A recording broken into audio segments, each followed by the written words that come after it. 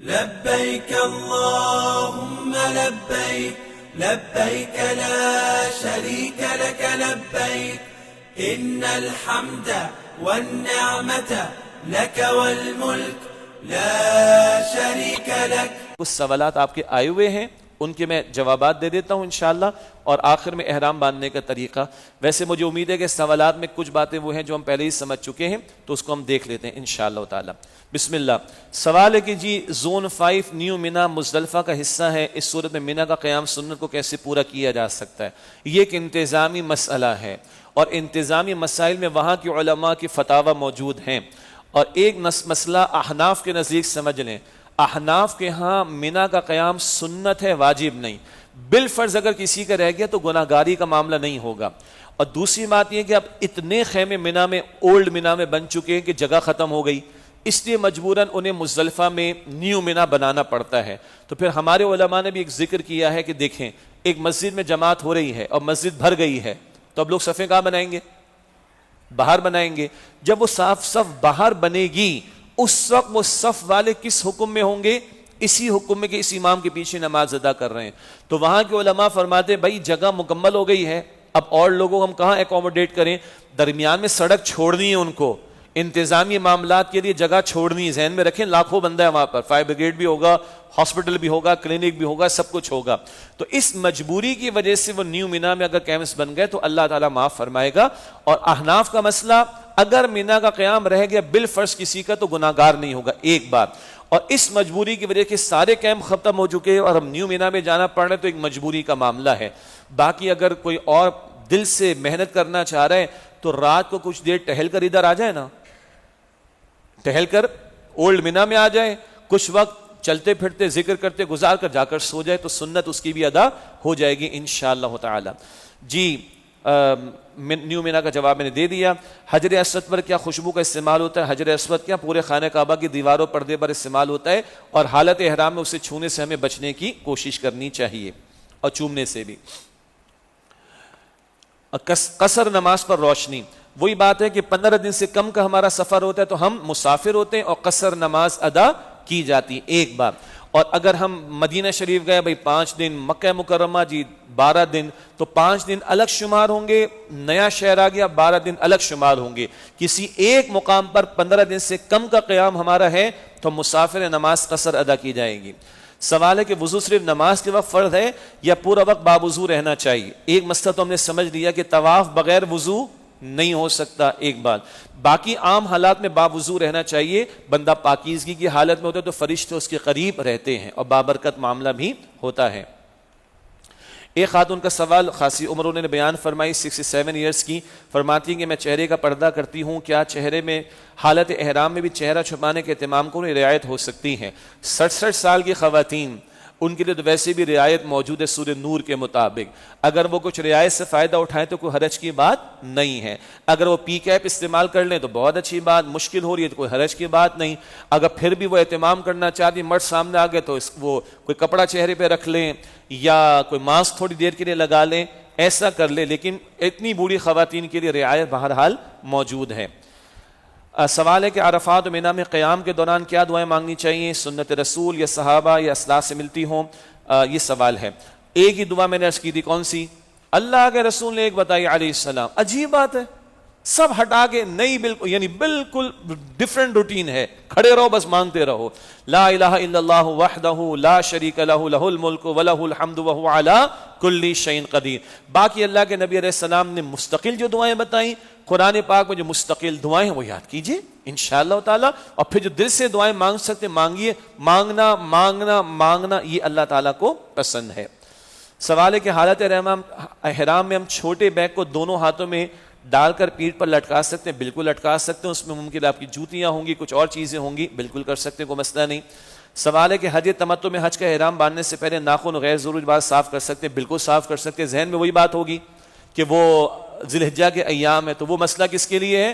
حاجیوں کے لیے نہیں ہے. بالکل آپ بالوں کا صاف کرنا، ناخن وغیرہ تراشنا جب ہم حج کا احرام باندھیں گے اس سے پہلے کر سکتے ہیں. اچھا جی. سوال is using blade for head shave halaq is necessary or a zero hair cutting machine will also be considered as hala. اگر آپ زیرو والی استعمال کر رہے ہیں جس سے لگے کہ آپ گنجے ہو چکے ہیں، ماشاءاللہ بالکل صفائی ہو جاتی ہے، تو وہ کفایت کرے گی انشاءاللہ تعالیٰ. اگر بلیڈ استعمال نہیں کرنا چاہ رہے اور آپ زیرو والی مشین استعمال کرتے تو انشاءاللہ وہ بھی ٹھیک ہو جائے گا. سوال ہے کہ اگر فلائٹ ان ڈائریکٹ ہو تو احرام گھر سے باندھا جائے. یہ آپ پر ہے.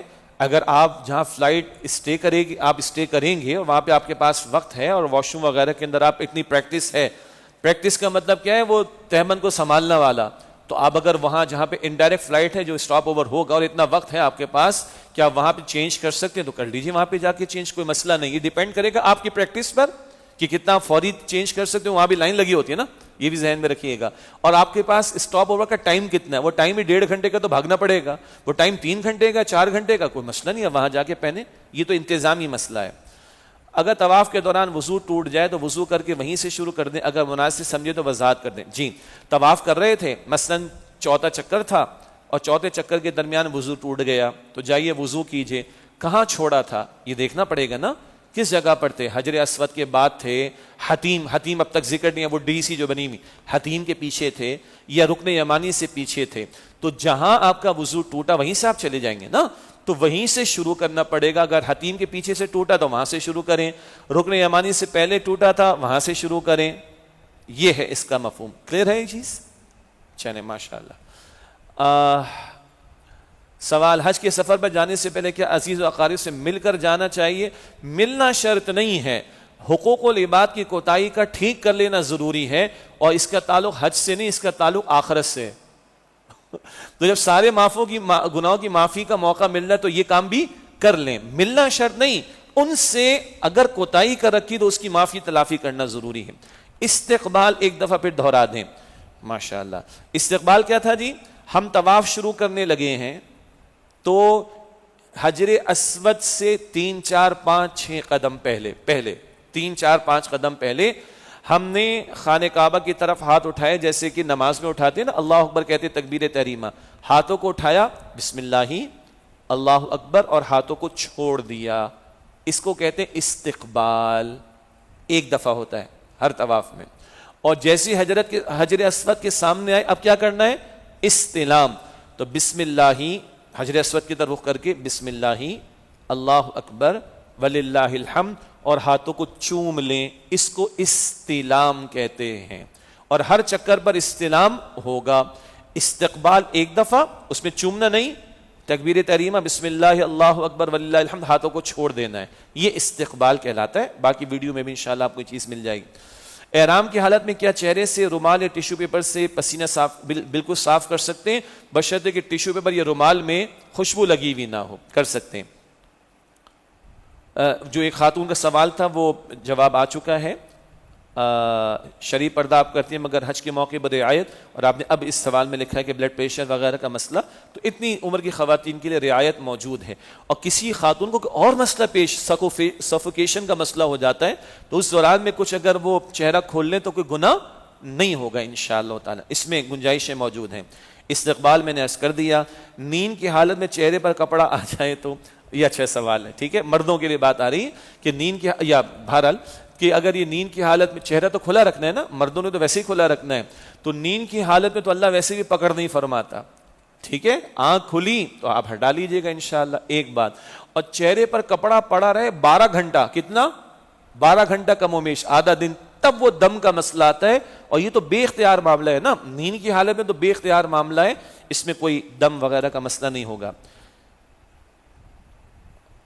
آپ نے کہا کہ حج یا عمرہ ہو جائیں تو ساتھی ایک دوسرے کے بال کاٹ سکتی ہیں، معذرت لیکن جب تک حج یا عمرہ مکمل نہیں ہوتا، جب وہ عورت بال اس عورت سے کٹوائے جو خود پہلے اس عورت سے کٹوائیں جس کا مکمل. جی بالکل یہی نہیں، یہ بات درست نہیں، میں نے یہی مسئلہ سمجھایا ہے. عمرے میں کیا کیا تھا؟ احرام تھا، طواف تھا اور سعی تھی. اب چوتھا کام کیا تھا؟ جی تو جس خاتون نے خود اپنے نہیں کاٹے وہ دوسرے کے کاٹ سکتی ہے، یہ سمجھایا تھا میں نے. بالکل کاٹ سکتی ہے. جس مرد نے بھی اپنے نہیں کٹوائے دوسرے کے کاٹ سکتا ہے. وہ بھائی کوئی مسئلہ نہیں، اپنا نہیں نکلے گا وہ دوسرے کا کاٹ سکتا ہے. تو دوسرے کے آپ بال کاٹ سکتی ہیں یا دوسرے کے بال آپ کاٹ سکتے ہیں، کوئی مسئلہ اس میں قطعاً نہیں ہے. جی کیا ہم حج پر قربانی کریں گے تو یہاں پر بھی کرنی ہوگی یا نہیں؟ اگر صاحب استطاعت ہیں تو وہ قربانی عید الاضحیٰ والی الگ ہے اور حج والی دم شکر والی الگ ہے، کرنی ہوگی الگ الگ۔ جی کسی بہن کا سوال ہے کہ ویل چیئر پر ہوں گی تو ایسے میں نہ مسجد خانہ کعبہ اور مقام ابراہیم کے پاس جا سکوں گی تو کیا میرا حج پورا بالکل آپ کا حج پورا ہوگا انشاءاللہ تعالی۔ خانہ کعبہ کا حجر اسود کا استلام بھی دور سے ہو جائے گا، جب آپ پہلے دوسرے فلور پر ہوں گی تو وہاں لائٹ سے آپ کو پتہ چلے گا انشاءاللہ تعالی، اور دور سے کعبہ بھی آپ کو دکھا دیا جائے گا انشاءاللہ تعالی۔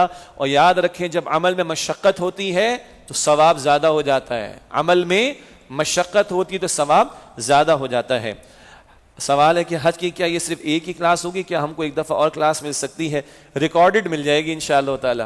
فی الحال تو یہاں پر یہ ایک ہی کلاس ہوئی ہے، اور اتفاق سے ہماری قرآن اکیڈمی یاسین آباد میں ہے، وہاں پر بھی آج اسی ٹائم میں یہ کلاس ہو چکی ہے۔ جناب الحمدللہ جتنے سوالات آئے تھے وہ مکمل ہو گئے تھے۔